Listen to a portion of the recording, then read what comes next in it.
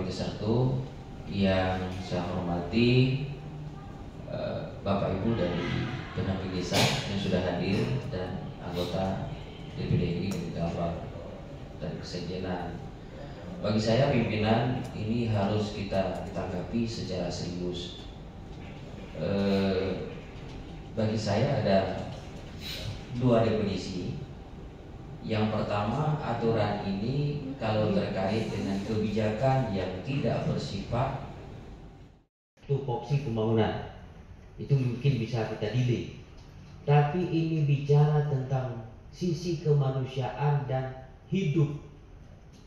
Berapa bulan sudah mereka bekerja lalu tidak digaji? Ini zalim. Apalagi di bulan puasa, kemudian lebaran.